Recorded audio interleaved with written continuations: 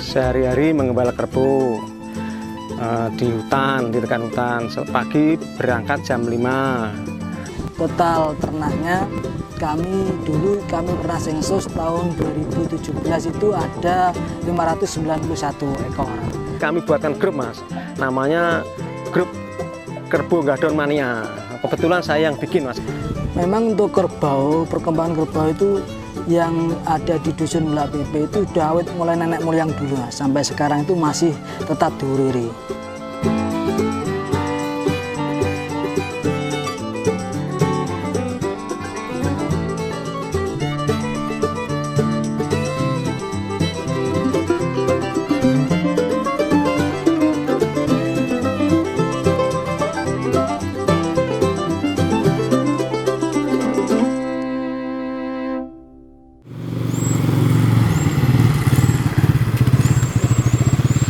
Nama saya Warsito, Kepala Dusun Bulak PP, Desa Bayi Biru, Kecamatan Witeren, Kabupaten Ngawi. Kenapa kok disebut Kampung Kerbau? Kampung Kerbau itu sejarahnya dulu tahun 2016 kami sebagai Kepala Dusun punya inisiatif untuk mengumpulkan masyarakat Dusun Bulak PP biar dusun kami biar bersih dan tertata rapi, karena kebanyakan masyarakat kami itu ternyata kerbau. Akhirnya kami bermusyawarah sepakat dengan peternak untuk membuat kandang di pinggir kampung-kampung, biar nanti di tengah kampung itu tidak ada kotoran kerbau.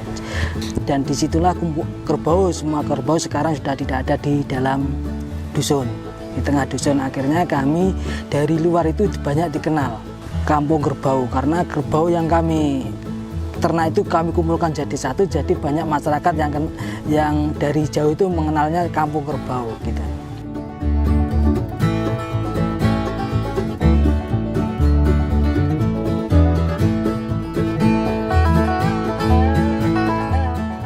Halo, nama saya Sugiono. Kerjaan saya sehari-hari menggembala kerbau di Dusun Bulak PP. Keseharian saya sehari-hari menggembala kerbau di hutan, di rekan hutan. Pagi berangkat jam 5. Sudah mulai menggembala kerbau, mencarikan makanan kerbau. Lalu jam 9, jam 10 kita atau kami kawan-kawan semua sudah mulai langsung pulang.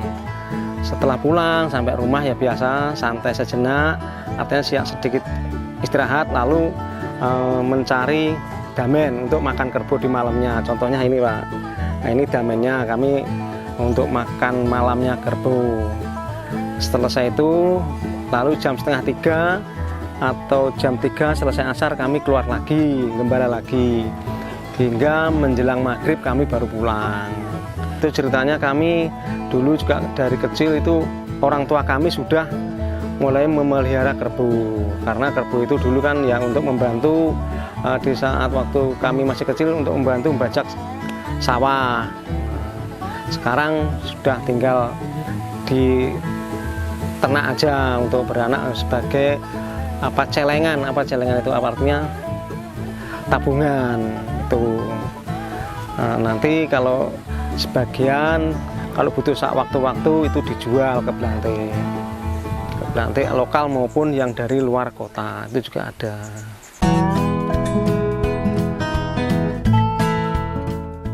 Untuk penggembalanya yang sekitar 120-an orang, Mas. Untuk total ternaknya kami pernah sensus tahun 2017 itu ada 591 ekor. Untuk sekarang kami kurang tahu, karena masyarakat itu tidak ada laporan yang mati berapa, yang lahir berapa, nanti yang dijual berapa, nggak ada laporan, tapi kami belum sensus lagi gitu. Untuk kandang komunalnya berjalan baik. Itu kandang komunal itu miliknya sendiri-sendiri, ya, pribadi sendiri. Jadi yang si A punya kerbau ya punya kandang sendiri. Jadi nggak ada kandang satu buat berapa orang yang punya kerbau, nggak. Jadi perseorang itu punya kandang sendiri, tapi ngumpul jadi satu. Saya itu dulu kan waktu masih remajanya kan merantau terus, Mas. Merantau terus pulang dari rantauan itu sekitar 2004 masih segitu merantau fix-nya 2008 saya baru mulai terus menggembala, terus hari-hari menggembala. Satu, meneruskan usahanya orang tua atau warisan orang tua. Kedua, karena saya mau menggembala kebo itu karena potensi yang ada di desa kami ini jelas dikelilingi oleh hutan.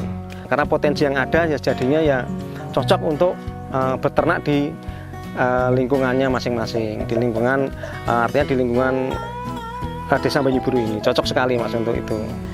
Memang untuk kerbau, perkembangan kerbau itu yang ada di dusun Melak PP itu udah awet mulai nenek moyang dulu Mas. Sampai sekarang itu masih tetap diururi. Karena kita dari potensi untuk peternak kerbau itu pertama kita dikelilingi hutan yang luas. Untuk gembalaan enak dan kita dilewati sungai yang alirannya sepanjang tahun tidak pernah kering. Jadi ternak kerbau itu mendukung sekali dengan adanya potensi-potensi yang ada di dusun Melak PP itu.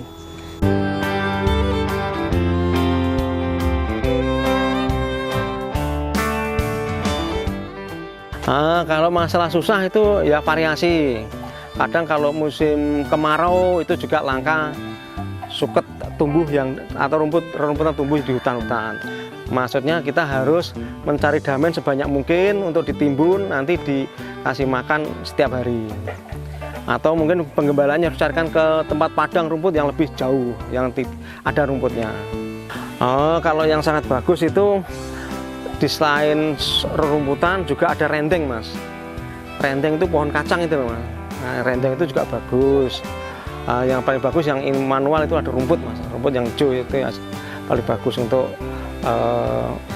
pertumbuhan gudel-gudelnya juga bagus Mas itu. Utamanya rumput-rumput Mas. Ya rumput itu. Karena kami digembala pagi dan sore, ya itu otomatis selalu melalui sungai atau Mas, aliran sungai. Ya itu bisa mandi 4 toh Mas, berangkat, pulang, berangkat dan pulang. Bisa 4 kali. Kalau nggak diangon ya bisa biasanya 3 kali.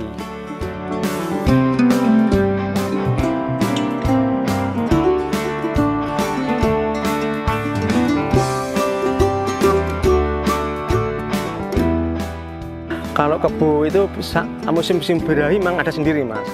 Itu musim-musim birahi itu ada masa-masanya itu bulan 4, 5, 6 dan terakhir bulan 9.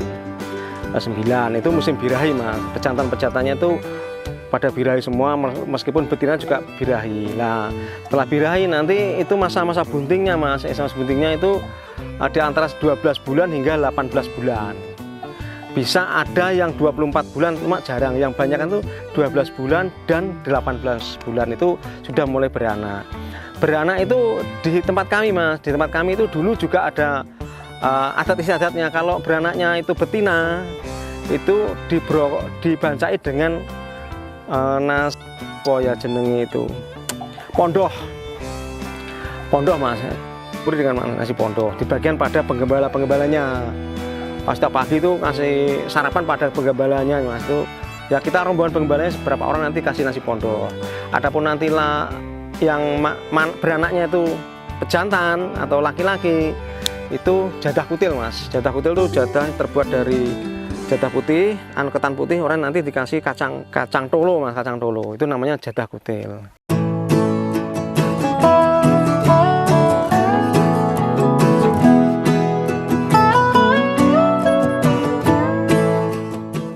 Nah, selain untuk investasi atau untuk celengan itu kotorannya atau limbahnya itu bisa dimanfaatkan oleh petani Mas. Mungkin untuk kita sendiri, mungkin untuk kawan-kawan, tetangga-tetangga yang ingin membutuhkan pupuk kompos atau pupuk yang organik. Apalagi sekarang ini petani-petani yang konvensional sekarang banyak yang beralih menjadi petani ramah lingkungan. Artinya belum organik 100% tapi ramah lingkungan, menggunakan itu pupuk organik atau kompos-kompos yang ada.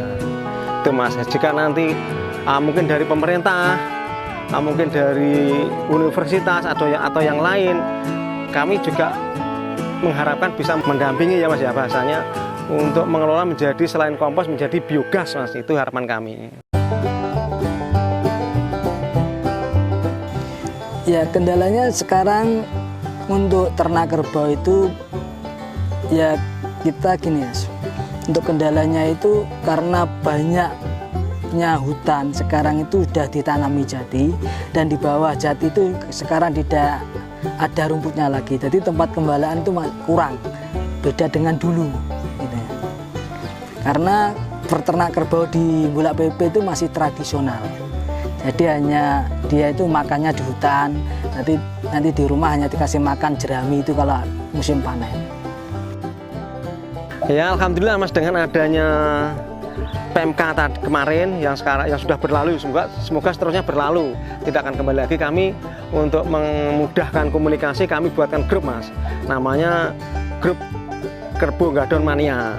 Kebetulan saya yang bikin Mas grupnya untuk memudahkan komunikasi tentang contoh seperti tadi untuk pencarian damen toh Mas, share guys, oh daerah sana ada damen, semua akhirnya ambil semua untuk memudahkan komunikasi itu aja Mas. Paguyuban mungkin?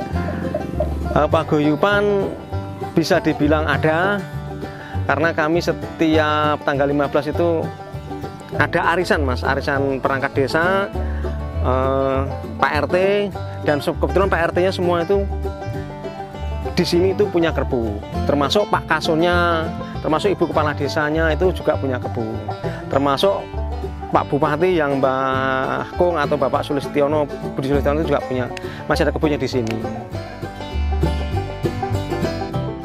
Mas ini di rantau sana, banyak duit, banyak hasil lah, terus pengen pengen punya kebun, tapi nggak bisa ngembala.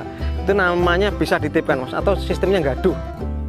Gaduh itu jika babon atau betinanya 2, kalau sudah beranak semua kan berarti 4. Gudelnya 2, babonnya 2, berarti upahnya yang gaduh itu 1 Mas. Tapi milih yang punya modal 1. Itu Mas, kalau gaduh kan bisa digaduhkan ke warga desa setempat yang mau.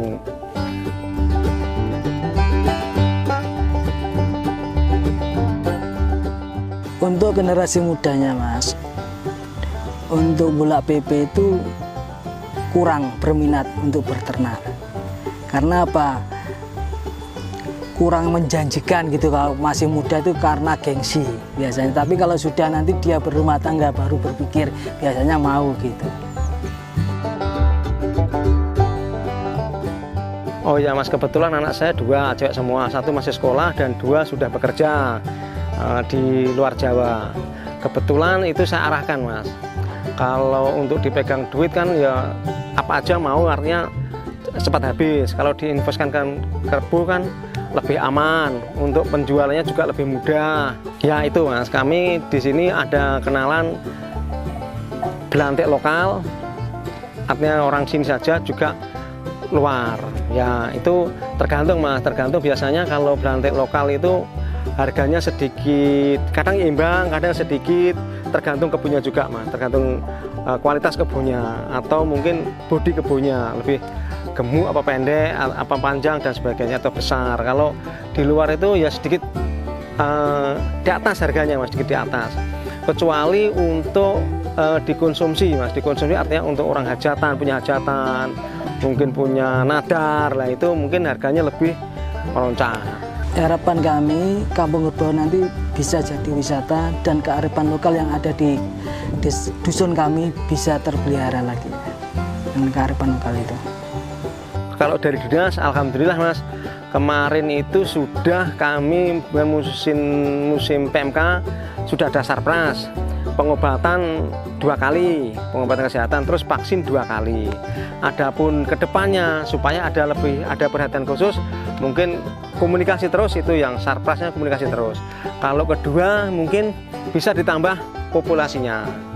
Artinya ya karena saya sampaikan tadi di sini luas lahannya, juga ada damen, ada rerumputan, ya mungkin populasinya bisa ditambah meskipun tidak banyak. Karena kalau dikasih tunai uang itu kan habis, tapi kalau hewan kan bisa berkembang, itu aja Mas maksud saya.